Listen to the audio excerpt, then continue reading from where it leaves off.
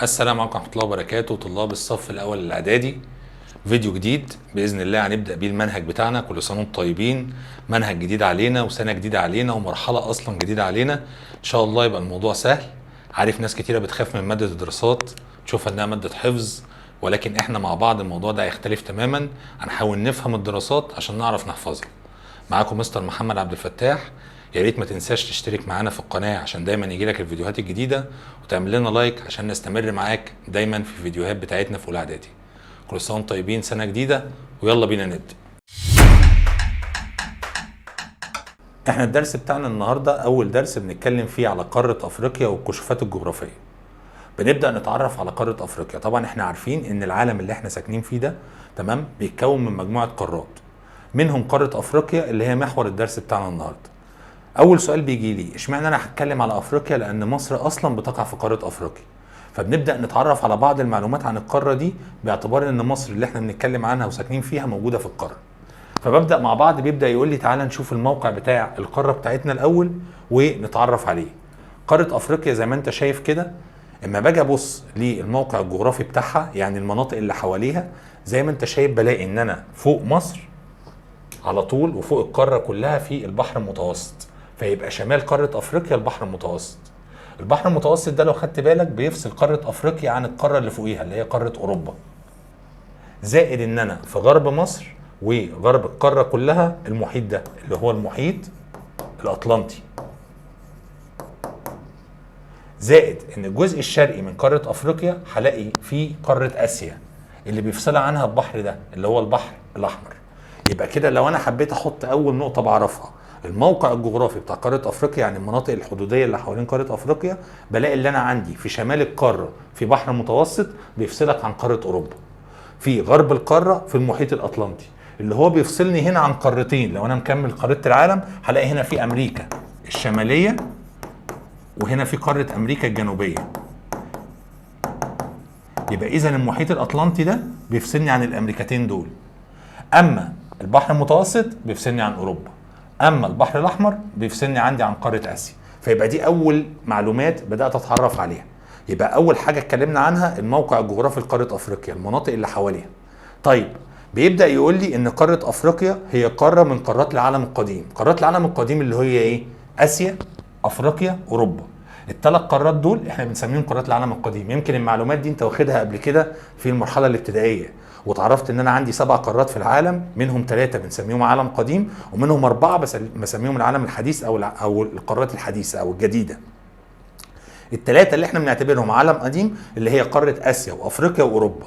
عشان كده بيجي يقول لي ان قاره افريقيا دي تعتبر من 3 قارات اللي احنا بنعتبرهم قارات عالم قديم، اللي هي قاره اسيا وقاره اوروبا وقاره افريقيا. بالنسبه لي انا كمصر اللي هي موقعها قدام حضرتك كده، برضو كنت انت دارس في ابتدائي ان مصر بتقع في شمال شرق قاره افريقيا. زي ما انت شايف كده، انت موقعك على الخريطه في الجزء الشمالي الشرقي من قاره افريقيا.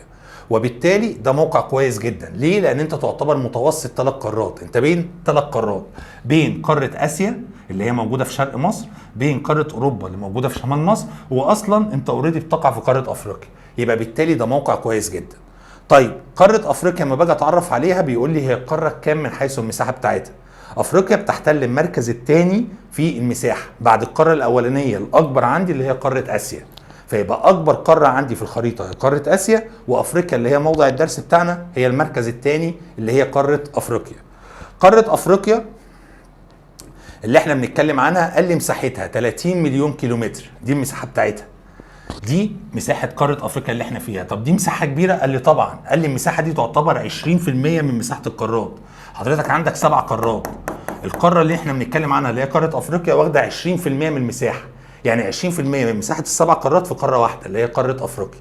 فهي تعتبر تاني اكبر مساحه بعد قاره اسيا زي ما اتفقنا. طيب قاره افريقيا اللي احنا بنتكلم عنها قال لي اما تيجي تبص كده معايا على المناطق اللي احنا اتكلمنا عنها الموقع الجغرافي، زي ما اتفقنا شمالها الجزء الشمالي في البحر المتوسط اللي هو بيفصلك عن القاره اللي فوق دي اللي هي قاره اوروبا. عندك في الشرق الجزء الشرقي عندي في البحر الاحمر اللي بيفصلك عن قاره اسيا. عندك المحيط الاطلنطي اللي بيفصلك في الغرب عن الامريكتين. يبقى زي ما احنا بنشوف كده المحيط الاطلنطي بيفصلني عن الامريكتين اللي هي امريكا الشماليه وامريكا الجنوبيه. عندي في الشرق البحر الاحمر اللي بيفصلني عن قاره اسيا، عندي في الشمال البحر المتوسط اللي بيفصلني عن قاره اوروبا. طبعا دي في كام حاجه، ايه هم؟ قال لي في الشمال في البحر المتوسط زي ما انت شايف، بس في جنبه مضيق اسمه مضيق جبل طارق. يبقى اول مضيق بتعرف عليه في قاره افريقيا اسمه مضيق جبل طارق. يعني ايه كلمه مضيق؟ يعني مساحه صغيره من الميه بتفصل بين يابسين. بص في ميه اهي بتفصل بين يابس ويابس، اليابس اللي فوق ده اللي هو قاره اوروبا، واليابس اللي تحت ده اللي هو قاره افريقيا، في ميه في النص ما بينهم، ده بنسميه مضيق. المضيق تعريفه مساحه من الماء بتفصل بين يابسين، حبه ميه بيفصلوا بين يابس ويابس، بسميها مضيق. قاره افريقيا عندها كم مضيق؟ قاره افريقيا عند حضرتك ليها مضيقين، مضيق جزء في الشمال الغربي من القاره اسمه مضيق جبل طارق اللي بيفصلها عن اوروبا، ومضيق تاني هنا تحت البحر الاحمر. المضيق ده بيفصلها عن القاره اللي جنبها اللي هي قاره اسيا، وبيفصل قاره افريقيا عن اسيا، اسمه مضيق باب المندب. فيبقى حضرتك عندك مضيقين، مضيق باب المندب اللي عند البحر الاحمر، ومضيق جبل طارق اللي هو عند البحر المتوسط في اخر البحر المتوسط في شمال غرب قاره افريقيا.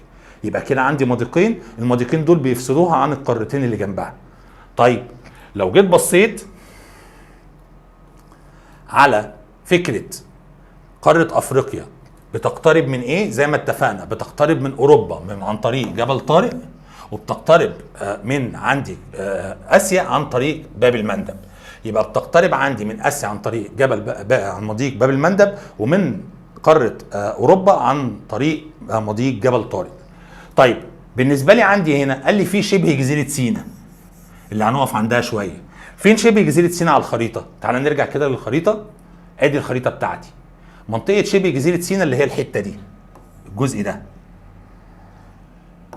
المنطقه دي بنسميها شبه جزيره سيناء، دي بتقع عندنا في دولتنا في مصر. المنطقه ديت مهمه في ايه؟ قال لي المنطقه دي تعتبر اول ما بتعديها دخلت على قاره اسيا، دي المنطقه البريه اللي بتصل بين اسيا وافريقيا. يعني انا النهارده لو في افريقيا وعايز اروح اسيا عن طريق البر بعربيه مثلا او بخيول او بجمال، المنطقه الوحيده اللي اقدر امشي فيها على الارض هي المنطقه دي اللي هي شبه جزيره سيناء. انما لو انا عايز اروح اسيا باي طريقه تانية عندي البحر، لو عديت البحر الاحمر دخلت اسيا. يبقى المنطقه البريه الوحيده هي شبه جزيره سيناء. عشان كده بنقول ان منطقه شبه جزيره سيناء دي بتفصل قاره افريقيا عن قاره اسيا، وده اللي احنا هنتكلم عنه اهو. يبقى بالتالي بيقول لي ايه؟ تتصل افريقيا باسيا عن طريق ايه؟ المنطقه اللي بتوصل من افريقيا لاسيا؟ قال لي شبه جزيره سيناء.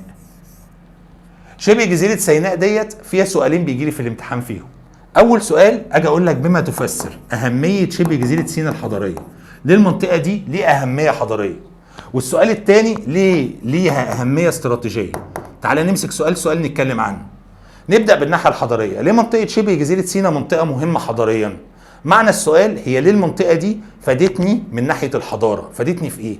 قال لي المنطقه دي عند حضرتك دخلت حضارات وثقافات لمصر ولقاره افريقيا طبعا، لان اي حد عايز يخش قاره افريقيا بري اول دوله بيخشها مصر اللي هو عن طريق شبه جزيره سيناء، وبعدين يبدا ينتشر في بقيه القاره. وبالتالي شبه جزيره سيناء لعبت دور انها تنشر لك بعض الثقافات وبعض الحضارات، اشهرها طبعا الحضاره الاسلاميه. اما المسلمين دخلوا مصر وقدروا يخشوا مصر دخلوا من عند طريق شبه جزيره سيناء، وبالتالي دخلوا مصر وبداوا ينشروا الدين الاسلامي في مصر والثقافه الاسلاميه في مصر، ثم بداوا يتوسعوا في قاره افريقيا ككل وينشروا الثقافه والحضاره الاسلاميه في افريقيا كلها. يبقى هنا شبه جزيره سيناء لعبت دور حضاري ولا ما لعبتش؟ يبقى اما اجي اقول لك كده صح وغلط، لعبت شبه جزيره سيناء دور حضاري، صح ولا غلط؟ صح. طب اثبت صحه العباره، لعبت سيناء دور حضاري. ايه الدور اللي سيناء لعبته؟ بقول له عندي انها كان ليها دور في نشر الثقافه والحضاره الاسلاميه لدول افريقيا كلها. ده من الناحيه الحضاريه. طب نفس السؤال على الناحيه الاستراتيجيه، اثبت ان المنطقه ديت اللي هي شبه جزيره سيناء ليها دور استراتيجي. تعال نقف هنا. يعني ايه كلمه استراتيجيه؟ كلمه استراتيجيه هي الاهميه وقت السلم ووقت الحرب. يعني منطقه شبه الجزيره دي كارض ليها اهميه في السلام، في حاله السلام وفي حاله الحرب. لو انا كمصر في حاله سلام فانا بستغل منطقه شبه جزيره سيناء ان الناس اللي جايه من اسيا وراحه لافريقيا بيعدوا منها، وطبعا اللي بيعدي بيدفع لك فلوس، يبقى انت ليك اهميه اهو ساعه السلام ان انت بتستفيد منها في التجاره وبتاخد فلوس من اللي بيعدي. زائد ان ليها اهميه تانية في ناحيه الحرب، بمعنى ان انا لو بحارب قاره اسيا ممكن اخش لهم عن طريق شبه جزيره سيناء، او اقفل المنطقه دي واوقف الجيش بتاعي فيها وامن حدودي فيها بحيث ان انا امنعهم يخشوا قاره افريقيا منها. يبقى معنى كده ان منطقه شبه جزيره سيناء ليه اهميه وقت السلم ووقت الحرب. فبدل ما اقعد اقول وقت السلم ووقت الحرب، بقول له ايه؟ الكلمه ديت اللي هي كلمه الاستراتيجيه. فيبقى كلمه الاستراتيجيه ديت المقصود بيها الاهميه وقت السلم، يعني في حاله السلام، ووقت الحرب. ده معنى كلمه الاستراتيجيه اللي احنا نقصده. فهنا السؤال بقى، بما تفسر اهميه شبه جزيره سيناء الاستراتيجيه؟ ليه المنطقه دي في وقت السلم ووقت الحرب ليها اهميه؟ في ايه؟ قال لي ان المنطقه ديت اقدر استفيد منها زي ما لسه بنتكلم. لو انا في حاله حرب مع اي دوله او اي قاره جنبي اللي هي قاره اسيا، فانت ممكن تبعت لهم حملات عسكريه عن طريق شبه جزيره سيناء. يبقى بالتالي انت كده بتحميها، بتحمي منطقه شبه جزيره سيناء اللي هي جزء من مصر، وفي نفس الوقت تقدر تهاجم منها. يبقى كده ليها اهميه وقت الايه؟ الحرب. طب في وقت السلم؟ قال لي في وقت السلم حضرتك ممكن تستغلها عن طريق ان انت بترتبط بالقاره اللي جنبك، بتربط مصر بالقاره اللي جنبها اللي هي قاره اسيا وبقاره افريقيا، بتعمل تجاره زي ما اتفقنا. يبقى اذا انت استفدت منها في التجاره اللي هو في حاله السلام، وفي حاله ان انت تبعت حملات عسكريه منها في حاله الحرب. يبقى كده ليها اهميه استراتيجيه. يبقى حضرتك كده عندك سؤالين: ايه اهميه شبه جزيره سيناء الحضاريه؟ وايه اهميه شبه جزيره سيناء الاستراتيجيه؟ وما نساش ان شبه جزيره سيناء هي النقطه اللي بتوصل بين قارتين، اللي هي قاره افريقيا بقاره اسيا. ده اللي احنا قلناه. يبقى بيتصل افريقيا باسيا عن طريق اقول له شبه جزيره سيناء. طيب لو جينا بصينا بعد كده، هيبدا يتكلم معايا على حاجه تانية اسمها الموقع الفلكي. يعني ايه موقع فلكي؟ احنا قلنا الموقع الجغرافي اللي هو موقع مصر بالنسبه للمناطق اللي حواليها، وقاره افريقيا بالنسبه للمناطق اللي حواليها. فانا النهارده لما باجي اقول ايه الموقع الجغرافي لمصر، يبقى انا بقول المناطق اللي حوالين مصر. اما اجي اقول لك ايه الموقع الجغرافي لافريقيا، يبقى تقول لي المناطق اللي حوالين افريقيا. فزي ما شفنا الخريطه في الاول، ان الموقع الجغرافي لافريقيا ان فوقيها في بحر بيفصلها عن القاره اللي فوقيها، شرقها في بحر الاحمر بيفصلها عن القاره اللي جنبها، عندي في الغرب في محيط الاطلنطي بيفصلها عن القاره بتاعت امريكا الشماليه وامريكا الجنوبيه. ده اسمه موقع جغرافي. فكلمة الموقع الجغرافي كنت انت درستها برضو في ابتدائي، اللي هو الموقع بالنسبة لليابس والمية، بتحدد اليابس والمية اللي حوالين المكان اللي بتوصفه. هنا بتكلم على حاجة تانية. يعني ايه موقع فلكي؟ هتبدأ تقول لي المكان اللي انت بتتكلم عنه اللي هي قارة افريقيا، موضع الدرس بتاعنا، ايه دوائر العرض اللي بتعدي فيها وايه خطوط الطول اللي بتعدي فيها. يبقى اذا الموقع الفلكي هو الموقع بالنسبة لخطوط الطول ودوائر العرض. تعال نشوف القارة بتاعتنا، ايه دوائر العرض وخطوط الطول اللي بتعدي فيها. قال لي قارة افريقيا عند حضرتك بتبدأ من جنوب خط الاستواء، ادي خط الاستواء اهو، هي من تحتيه بتبدأ من عند دايرة في الجنوب تحت، رقمها كام؟ قال لي رقمها 34.5 جنوبا، وتبدأ تطلع تطلع تطلع تطلع توصل لغاية خط الاستواء اللي رقمه 0 وتكمل لغاية ما بتوصل عند دايرة في الشمال اسمها 37.5. يعني معنى كده حضرتك بتبدأ من 34.5 وده جنوبا ل 37.5 وده شمالا. يبقى دي المناطق اللي الخطوط او دوائر العرض بتعدي فيها في قاره افريقيا. يبقى قاره افريقيا بتبدا من دايره رقم 34.5 جنوبا لدايره رقم 37.5 شمالا. طب يجي لي سؤال يقول لي هي قاره افريقيا كده بيعدي فيها كام دايره عرض؟ في كام دايره عدوا جواها؟ حضرتك في دول ودول. يبقى هتعمل ايه؟ هتاخد دول تجمعهم على دول، دول بلس دول. فلما تيجي تجمع 37 و34 تبدا تجمعهم كده مع بعض، هيطلع عند حضرتك المجموع كام؟ ها احسب كده معايا عشان انا ضعيف في الحساب شويه. ها يبقى مفروض كده 61 وفي نص ونص يبقى 62. يبقى اذا عدد دوائر العرض اللي بتعدي في قاره افريقيا 32 دايره، 62 دايره اسف. جبتهم ازاي 62؟ قال لي هي بتبدا من 34.5 ل 37.5. هتجمع ال 34 زائد ال 37 و37 ونص و34 ونص يطلعوا 62. يبقى عدد دوائر العرض عندي 62 دائره عرض بتعدي عندي في قاره افريقيا. ده سؤال خلي بالك، اجي اقول لك لا اما اجي اسالك تمتد قاره افريقيا من دايره كذا لدايره كذا، فتقول لي من كذا اللي هي 34.5 جنوبا ل 37.5 شمالا، او بيعدي فيها كام دايره توتال، فتقوم جامع الاثنين يطلعوا 62 دايره عرض. طب ايه دوائر العرض الرئيسيه اللي عدت في افريقيا؟ مبدئيا هي ايه اصلا دوائر العرض الرئيسيه؟ انت عندك 5 دوائر عرض اسمهم دوائر عرض رئيسيه. خط الاستواء، مدار السرطان بيبقى فوقيه، مدار الجدي بيبقى تحتيه، ادي كده 3. فوق مدار السرطان في حاجه اسمها الدائره القطبيه الشماليه، وتحت مدار الجدي في حاجه اسمها الدائره القطبيه الجنوبيه. يبقى عندك 5 دوائر عرض رئيسيه. طب مين من ال5 دول عدى في قاره افريقيا قدامك؟ لو بصيت هتلاقي خط الاستواء اهو موجود في نص القاره تقريبا، وبعدين اللي منقط ده مدار السرطان، وبعدين اللي منقط تحت ده مدار الجدي. فيبقى عندك في 3 من ال5 عدوا في القاره. يبقى اما اجي اقول لك يمر في قاره افريقيا كام دايره عرض رئيسيه؟ قال لي 3 عند حضرتك. يبقى عدى في القاره دي 3 دوائر عرض رئيسيه. خط الاستواء يعتبر في المنتصف في نصها، مدار السرطان يعتبر في جزءها الشمالي، وعندي مدار الجدي يعتبر في نصها الجنوبي. يبقى دي دوائر العرض الرئيسيه اللي عدت في قاره افريقيا. طيب قاره افريقيا اما تيجي تبص خط الاستواء يعتبر في نصها زي ما احنا قلنا بالتقريب، بس لما تيجي تركز اكتر في الخريطه هتلاقي الحته اللي تحت اصغر شويه من الحته اللي فوق. عشان كده بيقول لي ان تلتين قاره افريقيا فوق خط الاستواء والتلت الثالث موجود تحت في الجنوب. يعني اذا اقدر اقول ان اغلبها في شمال الكره الارضيه ولا في جنوب الكره الارضيه؟ المساحه الاكبر قال لي اهي قدام حضرتك، المساحه الاكبر فوق في الشمال. عشان كده قال لي ان تلتين مساحتها في الشمال في نص الكره الشمالي، التلتين فوق وتلت واحد تحت في نص الكره الجنوبي، تلت في الجنوب. يبقى دي من النقط اللي اجيبها لك في شكل اختيارات او اجيبها لك في شكل نقط. اجي اقول لك ان المساحه الاكبر من قاره افريقيا في نص الكره الشمالي ولا الجنوبي؟ فحضرتك هتقول لي المساحه الاكبر في الشمال، لان التلتين يعني 2 من 3 من مساحتها في الشمال وتلت في الجنوب، اذا الاغلبيه فوق. دي بالنسبه لدوائر العرض الرئيسيه. يبقى عندي 3 دوائر عرض رئيسيه بيعدوا في القاره. مدار السرطان موجود عندي هنا اهو في الشمال، عندي خط الاستواء في النص، مدار الجدي موجود في الجنوب. دول 3 دوائر عرض رئيسيه. طب كام دايره توتال كلهم على بعض؟ اتفقنا كلهم كام؟ جمعت بلس طلعوا 62 دايره. جمعت انها بتبدا من 34.5 من تحت لغايه 37.5 فوق، فجمعت دول زائد دول طلعوا كام؟ طلعوا 62 دايره. طيب خطوط الطول الرئيسيه هي بتبدا من خط كام لخط كام؟ قال لي حضرتك قاره افريقيا بتبدا من خط رقم 17 ناحيه الغرب لغايه خط رقم 51 ناحيه الشرق.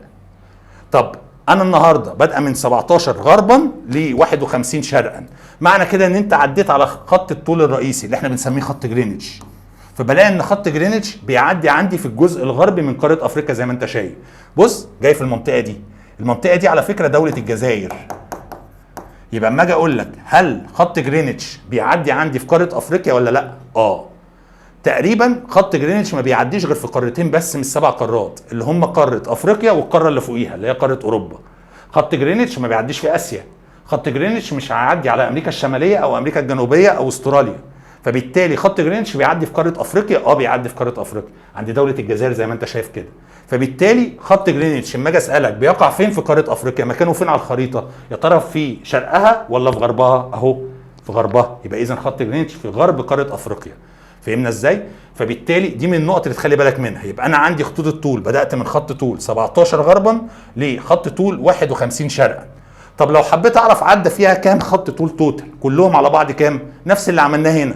يبقى هجمع، هاخد ال 17 زائد ال 51، اجمع الاثنين دول على بعض هيطلعوا 68 خط طول.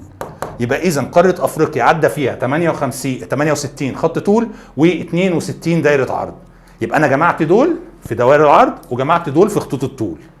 عندي هنا سؤال بيقول لي ايه النتائج المترتبه على الموقع الفلكي لقاره افريقيا. افريقيا اللي احنا اتفقنا بتقع من 34.5 ل 37.5 شمالا، وهنا 34.5 جنوبا. الموقع الفلكي ده ترتب عليه ايه؟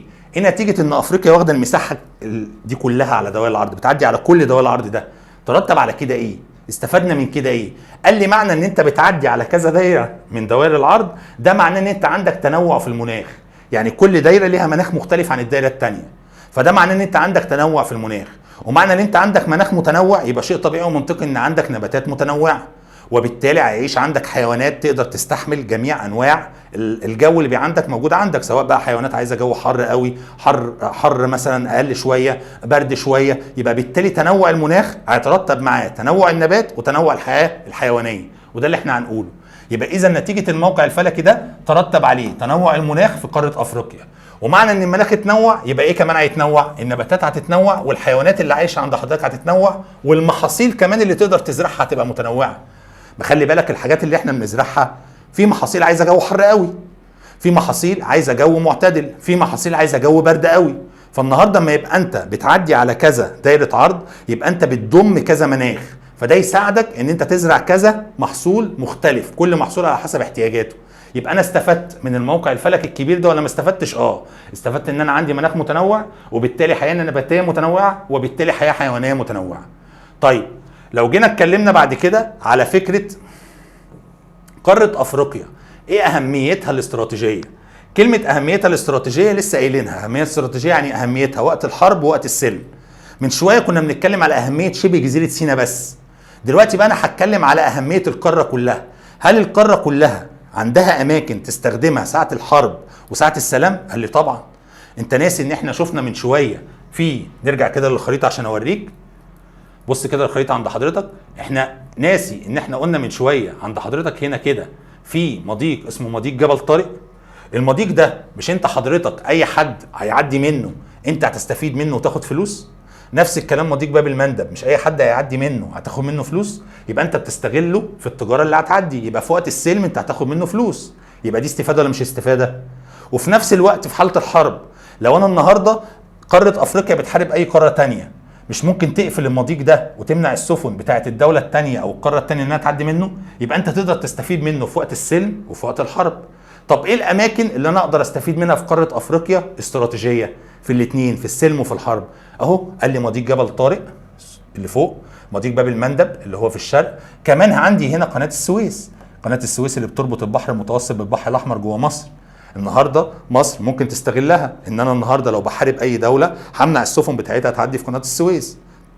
لو عايز استغلها بشكل سلمي، ان اي حد هيعدي بيدفع لي فلوس. يبقى اذا قناه السويس ليها اهميه استراتيجيه، مضيق جبل طارق ليه اهميه استراتيجيه، مضيق باب المندب ليه اهميه استراتيجيه. يبقى اذا المرجع تاني واقول لك اذا الاهميه الاستراتيجيه لقاره افريقيا بتتلخص في كام نقطه؟ الاهميه الاستراتيجيه عند حضرتك في 3 حتت، في مضيق جبل طارق، مضيق باب المندب، قناه السويس. ال3 دول بنسميهم ممرات مائيه، مناطق في الميه، ممر مائي، مكان السفن بتعدي فيه.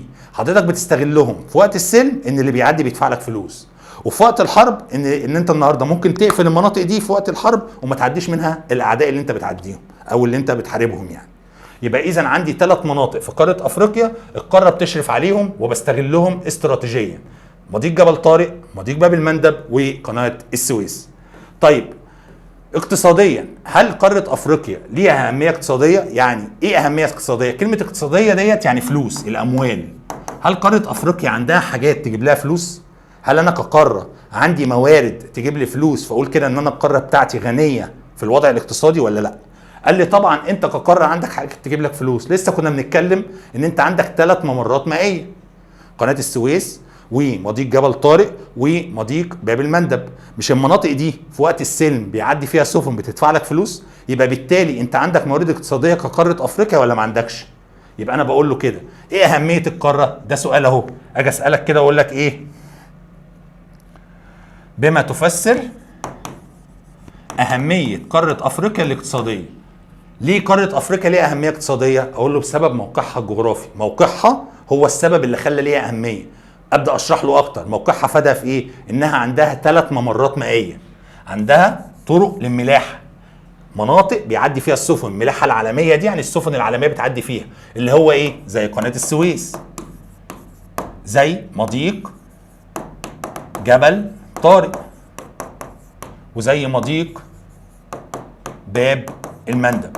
يبقى حضرتك عندك مناطق تقدر تستغلها وبتتحكم فيها في عملية التجارة، اللي هم ال3 منافذ مائية بتوعك، ال3 حتت اللي بيعدي فيهم سفن، سواء قناة السويس اللي هي بتربط البحر المتوسط بالبحر الأحمر، أو مضيق جبل طارق اللي هو موجود عندي في الشمال الغربي فوق خالص كده ناحية المغرب، أو باب المندب اللي موجود عندي عند البحر الأحمر. اي حد بيعدي في ال3 دول حضرتك بتاخد منه فلوس. يبقى كده جاب لك اهميه اقتصاديه ولا ما جابلكش؟ يبقى دي نقطه. طب ايه النقطه الثانيه في الاهميه الاقتصاديه؟ قال لي مش احنا لسه قايلين ان نتيجه الموقع الفلكي ان حضرتك بتقع بين دايرتي عرض، نحفظ الكلام ده يا اولاد، من 34.5 جنوبا ل 37.5 شمالا. الموقع ده مش قلنا ترتب عليه ان انت عندك تنوع في المناخ، وبالتالي ده تنوع في النباتات والحيوانات والمحاصيل اللي بتزرعها؟ طب هي مش المحاصيل اللي انت بتزرعها دي بتجيب لك فلوس؟ اما انا يبقى قاره الجو عندي في مناطق جوها حر قوي، يبقى اقدر ازرع المحاصيل اللي بتجيب اللي عايزه جو حر فهتجيب لي فلوس. وعندي مناطق الجو فيها معتدل حلو فاقدر ازرع المحاصيل اللي عايزه جو معتدل. وعندي مناطق الجو فيها حر نص نص، يبقى برضو ازرع المحاصيل اللي عايزه الجو ده. يبقى بالتالي التنوع ده في المناخ هيساعدك في تنوع المحاصيل، وبالتالي يجيب لك فلوس ولا ما يجيبلكش؟ يبقى كده عندي حاجتين جابوا لي فلوس اللي هي الاهميه الاقتصاديه. حاجه ليها علاقه بالموقع، بالمكان اللي انا وقعت فيه اللي احنا بنسميه الموقع الجغرافي، اللي انا بتحكم في 3 ممرات اللي احنا اتفقنا عليهم. وحاجه ليها علاقه بالموقع الفلكي، موقعي على دوائر العرض، وده الدور فيه بيلعب فيه فكره المناخ اللي احنا قلنا بتاثر تاثير كبير على ايه؟ على النباتات وعلى الحيوانات وعلى المحاصيل الزراعيه. الثلاثه دول ليهم علاقه بالمناخ. يعني لو المناخ، تخيل كده، ده سؤال اهو، اقول لك ايه اللي هيحصل لو كانت قاره افريقيا مناخها ثابت؟ القاره كلها مناخها حر، القاره كلها مناخها برد، تفتكر ايه اللي ممكن يحصل؟ معنى كده ان انت مش هيبقى عندك تنوع في المحاصيل، هيبقى المحاصيل اللي تقدر تزرعها اللي عايزه جو برد بس. معنى كده مش هيبقى عندك تنوع في الحيوانات، لان الحيوانات اللي تقدر تعيش في القاره اللي عايزه جو ساقعه بس. يبقى معنى كده ان انا لو المناخ بتاعي في قاره افريقيا ثابت، يبقى انا هخسر حاجات كتير، هخسر الحيوانات لان في حيوانات مش هتعيش عندي، هخسر بعض المحاصيل مش هعرف ازرعها. ولكن من حكمه ربنا عليا كقاره افريقيا، ودي ميزه طبعا، ان انا عندي تنوع في المناخ. عشان كده دايما السؤال اللي بيجي ايه النتائج على تنوع المناخ؟ دايما يجي يسالني كده، ما النتائج المترتبه على تنوع المناخ في قاره افريقيا؟ اقول له ترتب عليه ايه؟ واحد، مناخ عشان متنوع ده ادى الى تنوع الحياه النباتيه، النباتات متنوعه، الحيوانات متنوعه، المحاصيل اللي بزرعها كمان تقدر تبقى متنوعه. يبقى انا استفدت من المناخ 3 حاجات، نتيجه ان هو متنوع انا استفدت منه 3 حاجات، وطبعا ال3 بيجيبوا لي فلوس. فبالتالي انا استفدت اقتصاديا من موقع جغرافي ومن موقع فلكي. طيب الاهميه الحضاريه لقاره افريقيا، هل قاره افريقيا ليها اهميه حضاريه؟ بمعنى ايه؟ معنى السؤال، هل قاره افريقيا قامت عليها حضارات؟ يعني في دول في القاره دي عملت حضارات عظيمه ومشهوره ومعروفه؟ قال لي طبعا. مش محتاجين نقول الحضاره بتاعتنا، الحضاره المصريه القديمه اللي احنا بنسميها الفرعونيه، مش دي قامت في مصر؟ واحنا اتفقنا ان مصر بتقع في شمال شرق قاره افريقيا. يبقى اذا انت عندك دلوقتي دوله عملت حضاره عظيمه ولا ما عندكش؟ بس بقى من المعلومات اللي هعرفها ان مش مصر بس، ده قال لي كمان في دول تانية عملت حضارات ممكن ما تبقاش في شهرة الحضارة بتاعتي، مش مشهورة قوي زينا، بس حضارة وفي ناس عارفاها وعملت تطورات في حاجات فالناس بتيجي تشوفها. ايه الدول دي؟ قال لي رقم 1، انت قلت الحضارة المصرية القديمة دي موجودة في مصر. عندك كمان في السودان في حضارة اسمها حضارة كوش. حضارة كوش دي حضارة قامت في دولة السودان. وعلى فكرة السودان عندهم اهرامات زي ما احنا عندنا اهرامات. ومن الحاجات كمان اللي الناس ما تعرفهاش، عدد الاهرامات في السودان اكتر من عدد الاهرامات بتاعت مصر. فانت بتتكلم انها دولة عملت حضارة وعملت حضارة كبيرة كمان. ولكن انت الاهرامات بتاعتك حجمها اكبر، معمولة بشكل هندسي ومعماري اكبر، عشان كده شهرتها اكبر من الاهرامات بتاعت السودان. بس هل هم كان عندهم حضارة؟ اسمها حضارة كوش. عندك كمان حضارة قامت عندي في دولة اثيوبيا ودولة اريتريا. تمام؟ الحضارة دي اسمها حضارة ايه؟ اكسوم. عندي حضارة قامت في تونس اسمها حضارة قرطاج. ايه ده؟ يعني انا عندي دلوقتي في قارة افريقيا في 4 حضارات في 4 مناطق مختلفة. لازم احفظ بقى الحضارة اللي قامت عندي في مصر اللي هي الحضارة المصرية القديمة اللي احنا بنسميها الفرعونية. الحضارة اللي قامت عندي في السودان اسمها حضارة كوش. الحضارة اللي قامت عندي في اريتريا، اريتريا دي دولة واثيوبيا دي دولة جنبها، اسمها حضارة اكسوم. الحضارة اللي قامت عندي في تونس اسمها حضارة قرطاج. يعني حضرتك عندك 4 حضارات في 4 اماكن مختلفة. يبقى اما اجي اقول لك سؤال اثبت ان قارة افريقيا ليها اهمية حضارية، يبقى قول لي لان انا عندي حضارة كذا كانت في كذا وحضارة كذا موجودة في كذا، ابدا اشرح له واقولهم له. تمام؟ يبقى ممكن اجيب لك السؤال في شكل اثبت. ممكن اقول لك ليه بنقول على افريقيا ان عندها اهمية حضارية، هتقول لي لان عندها حضارة كذا وكذا وكذا. يبقى ببدا احفظهم عشان اعرف اكتبهم في اي سؤال يجي لي، سواء يجي لي في شكل بما تفسر او في شكل اكمل او في شكل اثبت. طيب لو جينا اتكلمنا على دور مصر، دور مصر عندي في اكتشاف قارة افريقيا. ازاي مصر لعبت دور ان العالم يبدا يعرف بعض الاماكن جوه القاره بتاعتنا اللي هي قاره افريقيا. نبدا دلوقتي بقى نشوف دور مصر في اكتشاف قاره افريقيا. ازاي مصر لعبت دور انها تعرف العالم بعض المناطق في قاره افريقيا. هنرجع من ايام عصر المصريين القدماء، وقال لي تحديدا كان اول واحد يبدا يعمل رحلات جوه قاره افريقيا وتعرف عليها اسمه الرحاله حور خوف. عم حور خوف ده واحد من ايام الحضاره الفرعونيه، من ايام جدودنا بقى بتوع زمان. الراجل ده خد قوافل معاه تجاريه واتحرك من مصر ونزل لقاره افريقيا عشان يبيع البضاعه اللي معاه ويشتري من الدول اللي تحت في افريقيا بعض الحاجات، وبدا يتعرف على الدول دي. فبالتالي ده كان اول واحد يلعب دور ان هو يعرف العالم ان في مناطق تانية بعد مصر. فهمنا ازاي؟ فيبقى اول واحد عندي اسمه حور خوف. الراجل ده عمل لحضرتك 4 رحلات في الجنوب، يعني ما عملش رحله ولا 2، ده عمل الفيلم اللي احنا قلنا ده ياخد البضاعه وينزل يبيعها 4 مرات. تمام. وبالتالي ده كان من اوائل الناس اللي بدات تتعرف على بعض المناطق اللي موجوده في قاره افريقيا، ويعرف بعض الاماكن اللي موجوده في القاره تحت. فدي ميزه عرفناها من عن طريق الراجل ده. فيبقى اما اجي اقول لك مين اول الرحاله اللي بدا يتعرف على قاره افريقيا، اسمه حور خوف. طيب عندي بعد كده ملك من الملوك اللي حكموا مصر اسمه الملك نخاو الثاني. خلي بالك ده مش ملك، ده راجل زي تاجر كده، انما ده ملك بقى كان بيحكم.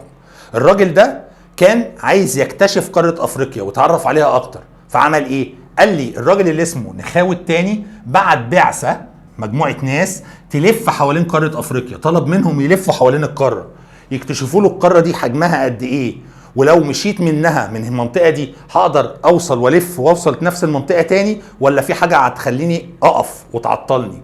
فكلف مجموعه ناس يكتشفوا قاره افريقيا. الناس دول قدروا ان هم يطلعوا عندي من البحر الاحمر، وراحوا عدوا تمام، وراحوا راجعين له مره تانية بعديها بقد ايه بقى؟ قال لي ب3 سنين. يعني بص كده على الخريطه، ادي الخريطه بتاعتي ايه. الناس دول كلفهم الملك بتاعنا اللي هو اسمه نخاو الثاني، عم نخاو الثاني، ده ملك من ملوك الفراعنه. الراجل ده كلف مجموعه ناس انها تطلع من البحر الاحمر، طلعهم من المنطقه، ركبوا من هنا كده ومشوا في البحر الاحمر، وبداوا يلفوا حوالين البحر الاحمر كده ويمشوا معاه. بعدين دخلوا المحيط الاطلنطي وفضلوا ماشيين معاه، وراحوا داخلين من مضيق جبل طارق، وراحوا راجعين له تاني هنا عند البحر المتوسط، جولوا مصر هنا، لفوا اللفه دي كلها. الناس دول مين اللي كلفهم بالرحله دي؟ كلفهم هنا بمعنى ايه؟ امرهم يعملوها، وطبعا دفع حقها الراجل بتاعنا اللي اسمه الملك نخاو الثاني. تخيل اللفه الطويله دي عملوها زمان في قد ايه؟ قال لي قعدوا 3 سنين كامله. طبعا خلي بالك هم مش 3 سنين ماشيين، في خلال ال3 سنين بينزلوا ببعض الاماكن في بعض الجزر وبعض الاراضي اللي جنب البحر كده، ينزلوا يركنوا السفن بتاعتهم، يشوفوا حاجه ياكلوها، يقعدوا شهر شهرين، يبداوا يظبطوا السفن بتاعتهم لو فيها اي حاجه عايزه صيانه، ويكمل رحلته. عشان كده الرحله قعدت 3 سنين. بس تكلفه الرحله كلها واللي امرهم يعملوها كان ملك مصري، فدي حاجه تحسب ليا كمصر اللي انا بدات اكتشف المنطقه دي. يبقى تاني شخصيه معايا اسمه الملك نخاو الثاني. يبقى لغايه دلوقتي عندي شخصيتين لعبوا دور. اول شخصيه عندي حور خوف، اللي كان راجل تجاري وبتاع تجاره، وبدا يكتشف اماكن في قاره افريقيا بعد ما عمل 4 بعثات تجاريه في قاره افريقيا عشان يتعرف عليها اكتر. عندي ملك مصري اسمه الملك نخاو الثاني، كلف مجموعه ناس تلف حوالين قاره افريقيا لمده 3 سنين. طلعوا من ناحيه البحر الاحمر وراحوا جايين له من ناحيه البحر المتوسط، ودخلوا من مضيق جبل طارق. طيب ايه الاماكن اللي سواء عم حور خوف وصل لها، او الاماكن اللي وصل لها نخاو الثاني بالناس اللي بعتهم؟ قال لي قدروا يتعرفوا ان في دوله موجوده في جنوب مصر اسمها السودان. قدروا يتعرفوا ان بعد جنوب السودان في منطقه اسمها القرن الافريقي. القرن الافريقي دي اللي احنا بنقول عليها دلوقتي الصومال. قدروا يتعرفوا على دول غرب افريقيا، ان في دول في غرب افريقيا زي السنغال، زي عندي موريتانيا، زي الدول دي، فبالتالي اتعرفوا ان في دول في المنطقه دي. اتعرفوا كمان على منابع النيل، عرفوا نهر النيل اللي بيجي لنا ده منبعه منين، منبعه يعني بدايته. عرفوا ان نهر النيل ده مش في مصر بس، زمان كانوا فاكرين نهر النيل ده عندنا في مصر وخلاص، لا، عرفوا نهر النيل ده جاي من تحت، من نص قاره افريقيا، من عند خط الاستواء، وطالع لك لغايه فوق. فقدروا يتعرفوا على منابع النيل، وقدروا يتعرفوا على السواحل الافريقيه، الدول اللي بيعدوا عليها او المناطق اللي بيعدوا عليها في قاره افريقيا دي، من شمالها لجنوبها لغربها، بداوا يتعرفوا عليه. يبقى اذا انا استفدت من الناس دي ولا ما استفدتش؟ اكيد استفدت ان انا اتعرفت على كل ده. يبقى لو جيت قلت لك ما النتائج المترتبه على، انا استفدت ايه من رحلات حور خوف او من رحلات الملك نخاو؟ استفدت منها ان انا اتعرفت على بعض الاماكن اللي المصريين وصلوا لها، زي السودان او القرن الافريقي او غرب افريقيا او منابع النيل الاستوائيه او السواحل الافريقيه. طيب هيبدا هنا يعرض لي مرحله تانية. احنا اتكلمنا في المرحله القديمه ايام الفراعنه، لان الاثنين اللي ذكرناهم دول كانوا ايام المصريين القدماء. قال لي هنمشي لقدام شويه وهنوصل في العصر الحديث. قال لي عندك شخصيه واحد كان موجود في مصر اسمه محمد علي باشا. عم محمد علي ده كان حاكم لمصر في فترة العصور الحديثة. الراجل ده بعت ناس عشان يعرف نهر النيل اوله منين بالظبط. احنا عرفنا خلاص ان نهر النيل مش عند مصر بس، ده جاي من تحت، بس كانوا فاكرين ان هو جاي من عند السودان اللي هي الدولة اللي تحتنا. فمحمد علي بعت ناس يشوف هل هو فعلا بيبدأ من السودان ولا جاي من بعد السودان، فبعت ناس عشان يكتشفوا منابع النيل. واحنا كنا اوائل الناس في قارة افريقيا كلها اللي يتعرفوا نهر النيل اوله منين. يعني احنا اول ناس عرفنا النيل ده بيبدأ منين تحديدا كده. بيبدأ من نص قارة افريقيا، من عند خط الاستواء، من حتة اسمها البحيرات الاستوائية. مين بقى اللي قدر يتوصل للمعلومة دي؟ الراجل بتاعنا اللي اسمه ايه؟ محمد علي. يبقى اما اجي اقول لك من هو قدر يتوصل الى منابع نهر النيل، عرف منابع نهر النيل، يبقى اقول له مين؟ محمد علي. هو اللي قدر يعرف انا اولي جاي منين. كمان جه بعديه واحد تاني حفيده ابن ابنه اسمه الخديوي اسماعيل. اسماعيل اهتم بالمنابع بتاعت نهر النيل اللي كان جده اكتشفها، بدأ يهتم بيها بقى اكتر، يديها اهتمام، تمام. وقدر يوصل حكمه لغايه جنوب خط الاستواء، يعني وصل عند خط الاستواء ونزل تحتيه كمان. يبقى معنى كده ان حكم اسماعيل ما كانش بيشمل مصر بس، ده عدى مصر ودخل لغايه جنوب خط الاستواء، يعني وصل لغايه نص قاره افريقيا. فده معناه ان هو بيتوسع في القاره في الجنوب. يبقى اما اجي اقول لك كانت توسعات اسماعيل في قاره افريقيا ناحيه ايه؟ في اتجاه ايه؟ اسماعيل كده عمال يتوسع فين؟ تحت في الجنوب، لانه وصل لغايه جنوب خط الاستواء. يبقى بدأ يهتم بالمنابع النيل اللي جده وصل لها، وبدأ يتوسع كمان بعديها. طب هنا بيجي لي سؤال، ما النتائج المترتبة على إرسال محمد علي رحلات لاكتشاف منابع النيل؟ لسه بنقول أهو الراجل اكتشف منابع نهر النيل. هنا بيقول لك بقى إيه نتيجة الاكتشاف ده؟ إحنا استفدنا إيه ما اكتشف نهر النيل؟ قال لي الاكتشاف بتاعه ده قدر يتوصل، يعرف إن في نيل تاني اسمه النيل الأبيض. خلي بالك النيل الأبيض ده نيل بيتوصل بنهر النيل بتاعنا، يعني نهر النيل بتاعنا ده بياخد ميته من النيل الابيض. فمحمد علي لما بعت ناس تكتشف منابع النيل عرفوا ان في نيل تاني بيدي له ميه اسمه النيل الابيض، وقدروا يرسموا له خرايط، يرسموا كده خط سير النيل الابيض ده ماشي ازاي لغايه ما يوصل لنهر النيل. يبقى بالتالي ادى لاكتشاف النيل الابيض ورسم خرايط للنيل، تمام. اللي بيبدا يمشي عندي النيل الابيض يصب في نهر النيل ويكمل الميه بتاعتي من جنوب السودان لغايه ما يطلع لي فوق في الشمال، لان احنا نهر النيل بيجي لي من تحت ويطلع لفوق. النيل بتاعنا جاي من جنوب القاره وطالع لشمال القاره، جاي لي عند مصر هنا، مصر هنا اهي، فالنيل ماشي كده. فهنا النيل الابيض ده جاي كده بيدي ميته لنهر النيل، ونهر النيل يكمل الميه كلها ويجي يصبها لي فوق في مصر. فبالتالي كل ده محمد علي اللي عرفه لنا. يبقى بالتالي انا استفدت من البعثات اللي بعتها محمد علي ولا ما استفدتش؟ اقدر اقول له اكيد استفدت. استفدت ايه؟ بدات اتعرف ان في نيل بيدي ميه للنيل بتاعي اسمه النيل الابيض. النيل الابيض ده الناس اللي محمد علي بعتهم بدا يرسموا له خط سيره، فبداوا يرسموا له خرايط عشان يعرف ماشي ازاي، وبداوا يقولوا له ازاي النيل الابيض بيدي الميه لنهر النيل، ويعرفوا له خط سير النيل بتاعنا لغايه ما وصل لنا في مصر. يبقى كل دي استفادات انا استفدتها من الراجل ده محمد علي. طيب كده احنا عرفنا دور المصريين القدماء، عرفنا دور الناس اللي حكمت مصر في العصور الحديثة. هيبدأ بقى يقول لي طيب دور العرب ايه؟ هل في عرب، ناس عرب مسلمين كانوا بيعملوا اكتشافات في قارة افريقيا؟ اطلع بره مصر بقى خالص. في مصر احنا اتكلمنا ايام الفراعنة وفي العصور الحديثة. طب بعيد عن المصريين، هل في عرب بقى عموما اهتموا بقارة افريقيا؟ قال لي اه. عندك واحد رحالة. يعني ايه رحالة؟ زي حور خوف كده، راجل بيعمل رحلات. بس حور خوف كانت رحلاته تجاريه، ولكن الراجل اللي هنتكلم عنه ده دلوقتي اسمه ابن بطوطه. ابن بطوطه ده كان رحاله بس مش راجل بتاع تجاره، لا هو بيحب يلف في الدول يتفرج عليها ويرسم لها خرايط ويقول ملامحها ايه ويكتب كتب عنها. يعني يجي يزور دوله معينه يقول لك الدوله دي فيها بحر في شمالها، البحر ده بيتميز ان هو ميته هاديه، فيها جبال كتيره، فيبدا يوصف لك اللي هو بيشوفه. ابن بطوطه ده كان من الرحاله العرب. الراجل ده بيقول لي ايه؟ قام برحلات فين؟ قال لي معظم رحلاته كانت موجوده عندي في شمال قاره افريقيا.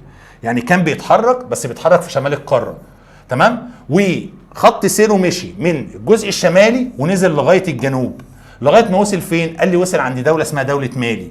يعني ما عداش خط الاستواء، مالي دي فوق خط الاستواء، فهو خط سيره جه من الشمال قاره افريقيا فوق من ناحيه تونس والمغرب والجزائر والحتت دي كده، ونزل لتحت شويه لغايه دوله مالي. دي كانت توسعات، وبدا يوصف المنطقه دي، فبدا يقول لي ان انا عندي دوله هنا مساحتها قد كذا، وعندي بعد كده دوله تانية، والناس اللي هنا بتتكلم لغه فلانيه، فبدا يوصف لي المنطقه دي كلها. فاذا من الرحاله العرب عندي الراجل اللي اسمه ابن بطوطه. ده كانت رحلاته ماشيه ازاي؟ في شمال افريقيا ويتحرك من الشمال الى الجنوب.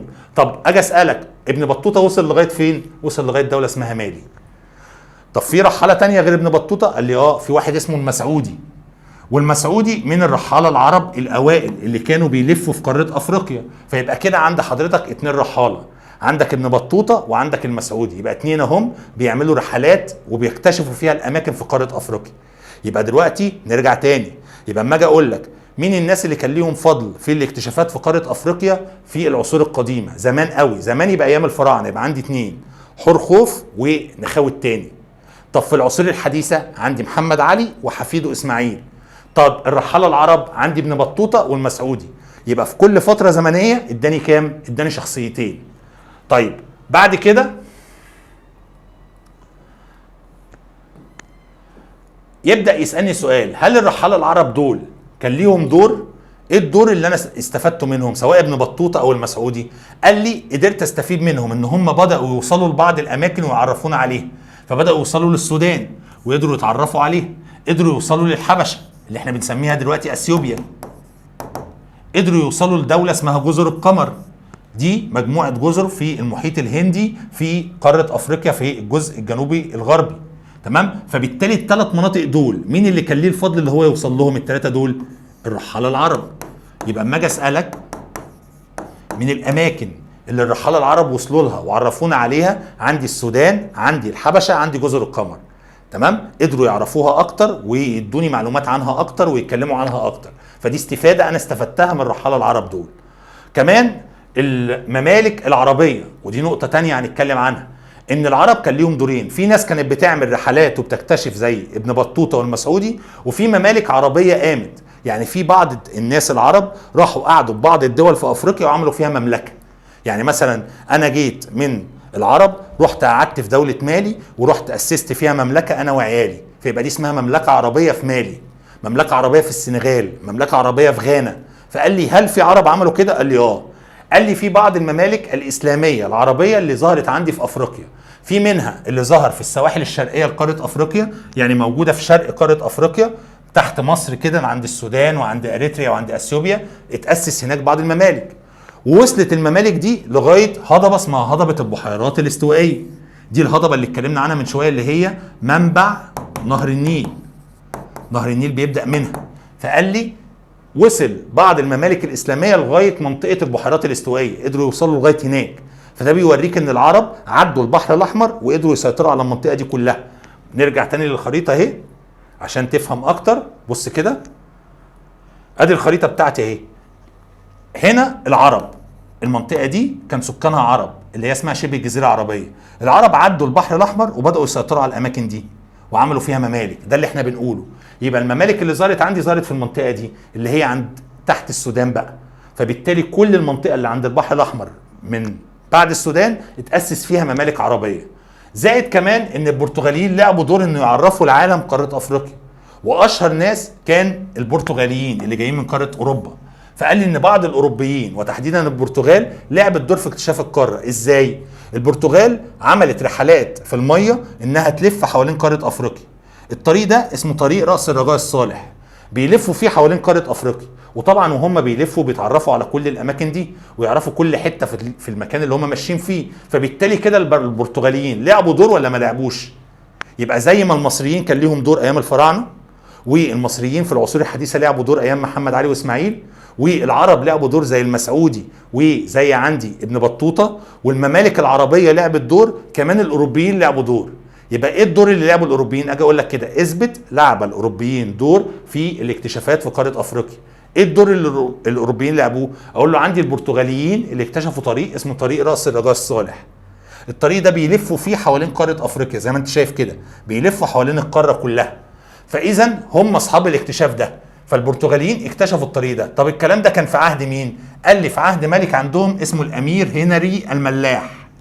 الراجل ده كان عايش في القرن ال15 وبدأ يعمل المحاولات بتاعته عشان يلف حوالين قارة افريقيا. يبقى اذا لعب البرتغاليين دور في اكتشاف قارة افريقيا في القرن الكام؟ اقول له في القرن ال15 عن طريق الملك اللي كان اسمه ايه؟ عندي الملك بتاعهم اسمه هنري الملاح. الراجل ده هو اللي شجعهم يعملوا الرحلة التجارية دي. تمام؟ وبداوا يلفوا حوالين راس الرجاء الصالح او طريق راس الرجاء الصالح واكتشفوا القاره دي. تمام؟ وبداوا ياسسوا وهم ماشيين كمان بعض الموانئ، يعني مثلا ينزلوا في المنطقه دي يعملوا مينا، ينزلوا في المنطقه دي يعملوا مينا. يعني ايه مينا؟ مكان بترسو فيه السفن، جراش للسفن، بارك للسفن، بيسموها مواني. فقدروا ياسسوا بعض المواني، وقدروا ياسسوا اماكن تجاريه. يعني المناطق اللي كانوا بينزلوا فيها ياخدوا فيها ريست كده وهم ماشيين، كانوا بينزلوا يبيعوا بعض الحاجات اللي هم شارينها، ويشتروا حاجات من المنطقه دي ويكملوا رحلتهم. يوصلوا المنطقه دي يقوموا عاملين فيها زي مكان زي سوق، يبيعوا فيه الحاجات اللي اشتروها من الناس اللي قبليهم، ويبيعوا لهم الحاجات الجديده ويشتروا منهم حاجات جديده، وهكذا.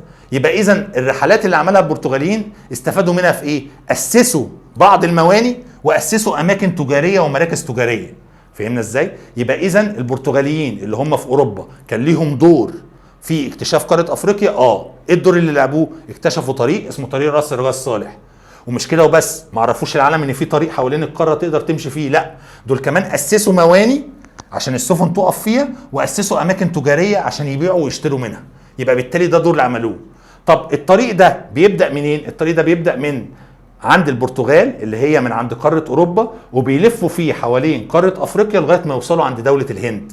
عشان كده دي كانت محاوله ان هم يوصلوا للهند عن طريق ان هم بيلفوا وبيدوروا حوالين قاره افريقيا. عشان كده بيقول لي ايه؟ في القرن ال15 عم هنري الملاح عمل محاوله عشان يوصل لمين؟ يوصل للهند عن طريق ان هو بيلف حوالين قاره ايه؟ افريقيا، اللي احنا سميناه طريق راس الرجاء الصالح. ويبقى انا دلوقتي لو جيت سالتك ما النتائج على طريق راس الرجاء الصالح ده اما اكتشف البرتغاليين الطريق ده، ترتب عليه ايه؟ ترتب عليه ان هم اسسوا مواني تجاريه، واستفادوا من الطريق ده ان هم يعملوا مراكز تجاريه عشان يبيعوا التجاره بتاعتهم. طيب، اخر جزء هنتكلم فيه الاوروبيين اللي لعبوا دور عندي. اتفقنا ان البرتغاليين لعبوا دور في اكتشاف طريق راس الرجاء الصالح، ولكن جم بقى دول تانية بدأت تهتم اكتر بافريقيا وتتوسع اكتر في افريقيا. زي مين؟ قال لي عندك الانجليز، عندك الفرنسيين، عندك الهولنديين. الثلاث دول دول اهتموا جدا بافريقيا. اشمعنى اهتموا بيها؟ ليه؟ شيء طبيعي، معنى ان هم اهتموا بيها يبقى لقوا فيها خير، وبالتالي عايزين يسيطروا على الخير ده ويكسبوا منها. فبداوا يشوفوا ان الدول الافريقيه دي عندها موارد كتير، سواء بقى موارد ذهب، الماظ، مثلا محاصيل زراعيه كويسه، حيوانات مفيده ممكن يستفيدوا منها. فبداوا يهتموا بالدول الافريقيه. طب مين الدول الاوروبيه اللي ركزت مع افريقيا؟ قال لي الثلاثه دول، الانجليز والفرنسيين والهولنديين.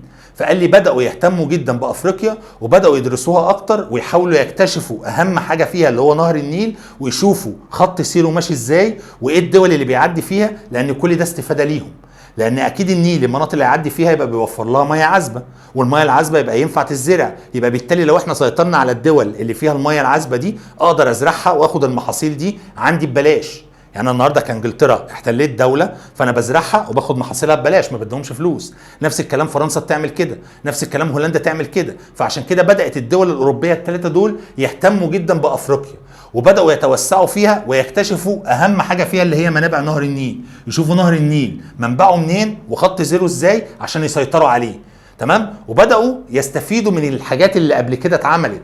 يعني يشوفوا الرحالة العرب زي ابن بطوطة وزي المسعودي كتبوا ايه في الكتب بتاعتهم. يشوفوا الرحالة المصريين سواء زي حور خوف او عندي الملك نخاو، يشوفوا الكتابات اللي هم سايبينها او البرديات اللي اتكلموا فيها عن فكرة افريقيا وتوسعات افريقيا عشان يستفيدوا منها. يعني بالتالي استفادوا من الحاجات اللي قبليهم عشان يقدروا يتوسعوا اكتر.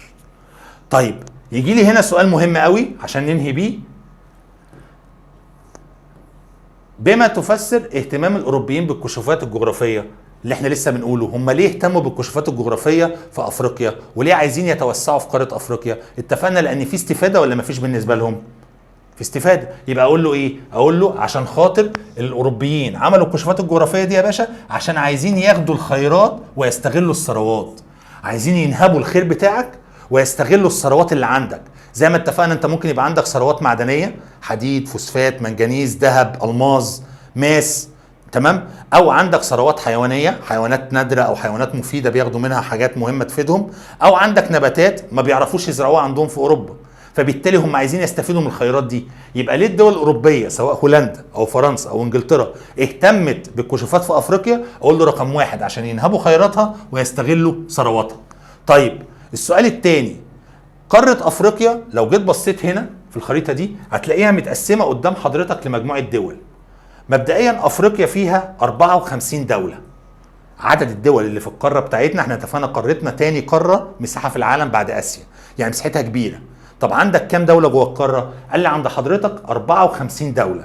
السؤال بقى، هو مين اللي قسم القاره لدول؟ يعني مين اللي قال ان السودان دي مساحتها ومصر دي مساحتها وليبيا دي مساحتها والجزائر دي مساحتها؟ مين اللي قسم كده؟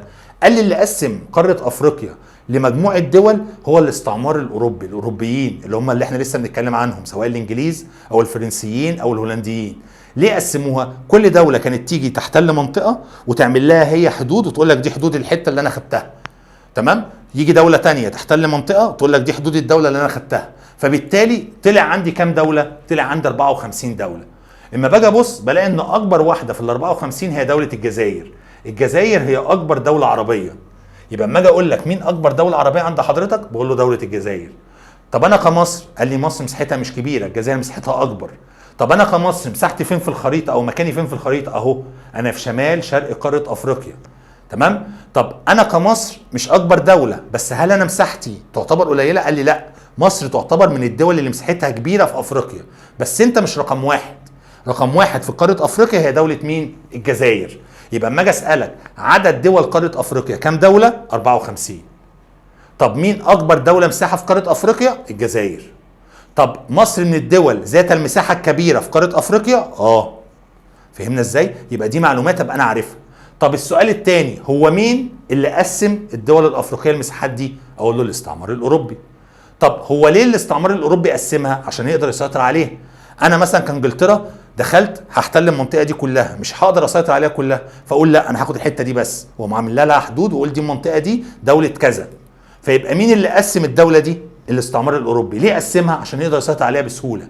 وده اللي احنا بنقوله اهو، تم تقسيم دول افريقيا لعده دول مختلفه في المساحه. قال لي مين اللي قسمها؟ قال لي الدول الاستعماريه، الدول الاوروبيه اللي هي بتستعمرها. طب ليه عملت التقسيمه دي؟ قال لي عشان تقدر تسيطر عليها وتستغل خيراتها وتستغل كمان ثرواتها. ده سبب التقسيم. يبقى هي قسمتها عشان تقدر تعمل اللي هي عايزاه فيهم وتقدر تسيطر عليهم بسهوله. ولكن النهارده لو ما كانش فيه تقسيم ما كانش قدرت تسيطر عليهم. تمام كده؟ طب لو عكست السؤال وجيت قلت لك ايه؟ ما النتائج المترتبه على احتلال الدول الاوروبيه لدول افريقيا؟ الدول الاوروبيه احتلت افريقيا او الدول الاستعماريه احتلت افريقيا، ترتب على احتلالهم ايه؟ اما الاوروبيين قعدوا في افريقيا، ده ترتب عليه ايه؟ اقول له تقسيم الدول الافريقيه لدول زي ما انت شايف، دول مختلفه في المساحه، عدد مساحتها قد ايه، وعدد سكانها. ما مش كل الدول عدد سكانها زي بعض. هل عدد سكان مصر زي ليبيا زي تونس زي الجزائر؟ هل مساحه مصر زي تونس زي تشاد زي النيجر زي نيجيريا زي الكونغو؟ لا. يبقى مين اللي كان ليه سبب في تقسيم الدول لمساحات مختلفه وعدد سكان مختلف؟ الاستعمار الاوروبي. طب هو ليه عمل كده؟ عشان يقدر يسيطر عليها بسهوله ويستغل الثروات اللي فيها كمان. تمام؟ ده كده بالنسبه لنا كان الحته بتاعت الاستعمار الاوروبي. عشان كده بيقول لي هنا ان الدول الاوروبيه تصارعت مع بعض عشان خاطر تستولى على دول اوروبا، فعملوا ايه؟ عملوا تقسيم للقاره، عملوا نهب لخيرات القاره، عملوا استغلال لثروات القاره. اخر سؤال بننهي بيه، هو ايه دور مصر في افريقيا في الوقت الحالي بقى حديثا، في الوقت اللي احنا فيه ده حديثا؟ هل انا النهارده كمصر هل ليا دور في قاره افريقيا؟ طبعا انا كمصر ليا دور ودور فعال جدا في قاره افريقيا. مصر دايما متصله بقاره افريقيا، بتحاول دايما تبقى على اتصال بالدول الافريقيه، تحاول تساعدهم. في دول مش لاقيه تاكل بنبعت لها اكل، في دول ما عندهاش اهتمام طبي فبنبعت لها اطباء، في دول ما عندهاش اهتمام بالتعليم فبنبعت لها مدرسين. يبقى انت بتحاول دايما تساعد الدول الافريقيه. طب انا هستفاد ايه؟ هستفاد ان دول جيراني واقرب ناس ليا، فبالتالي دول اقرب ناس ليا، فلازم يبقى علاقتي بيهم كويسه. لان لو علاقتك بيهم وحشه ممكن الناس دول يبقوا اول ناس يضروك، ولكن لو علاقتك بيهم كويسه يبقى انت ضمنت ان هم دايما هيبقوا في صفك. وعشان كده بيجي يقول لي ايه الدور اللي مصر عملته في افريقيا حديثا؟ قال لي رقم واحد، مصر ليها دور انها مخليه العلاقه فيها حاله من التعميق، العلاقات مع الدول الافريقيه. تعميق العلاقات يعني العلاقات قويه متعمقه قوي، يعني ماسكين في ايد بعض كده وبنتعامل مع بعض وبنزور بعض وفي تبادل بعثات سواء طبيه علميه. الموضوع مش ايه سلام عليكم ونمشي، لا، ده في علاقات بيننا وبين بعض. زائد كمان ان انا بهتم بتنميه المستدامه في قاره افريقيا. يعني ايه كلمه التنميه المستدامه؟ التنميه المستدامه اللي انا اهتم بقاره افريقيا للاجيال اللي جايه. يعني مش ببص تحت رجلي ان انا بهتم النهارده عشان اوفر اكل لسكان القاره وخلاص، لا ده انا بهتم بتطوير القاره وتطوير الزراعه في القاره عشان اوفر اكل لمده 20 سنه قدام، تمام، ل 50 سنه قدام، فيبقى الاجيال اللي جايه بعد كده متوفر لها اكلها. مش بزرع حته ارض وعارف انها بعد سنتين ممكن تبوظ فاقول مش مهم بعد سنتين بقى اللي يجي يبقى يحل المشكله دي، لا. مصر بتحاول تساعد الدول الافريقيه في عمليه التنميه المستدامه، ان انا اساعدهم ان هم يطوروا دايما من نفسيهم عشان الاجيال اللي جايه بعديهم يلاقوا ياكلوا ويشربوا ويستفيدوا.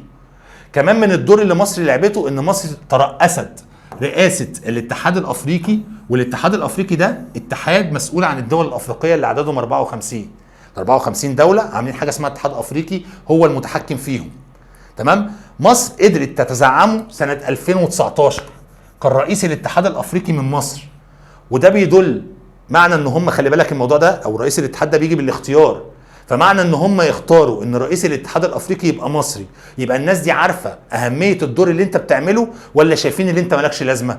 لو شايفين ان انت مالكش لازمه مش هيخلوا رئيس الاتحاد مصري، ولكن معنى ان هم يختاروا ان رئيس الاتحاد يبقى من مصر يبقى ده معناه ان مصر ليها دور في قاره افريقيا، وده اللي احنا بنقوله. تم انتخاب رئيس الاتحاد الافريقي من مصر سنه 2019، ودي كانت فرصة أكبر إن احنا نحاول ندعم دورنا ونساعد الدول الأفريقية ونخلي علاقتنا علاقات قوية معاهم عشان نقدر يحسوا قد إيه إن مصر بتساعدهم وليها دور فعال فيه. يبقى أنا لما أجي أسألك دلوقتي وأقول لك اثبت دور مصر في العصر الحديث مع دول أفريقيا، إيه الدور اللي مصر بتلعبه حديثا في الوقت اللي احنا فيه ده مع دول أفريقيا؟ أقول له رقم واحد، مصر بتحاول تعمق العلاقات معاهم، تزود العلاقات وقوة العلاقات والترابط معاهم. مصر بتحاول تساعدهم، مصر بتحاول تعمل لهم تنمية مستدامة، يعني تنمية للأجيال الجاية.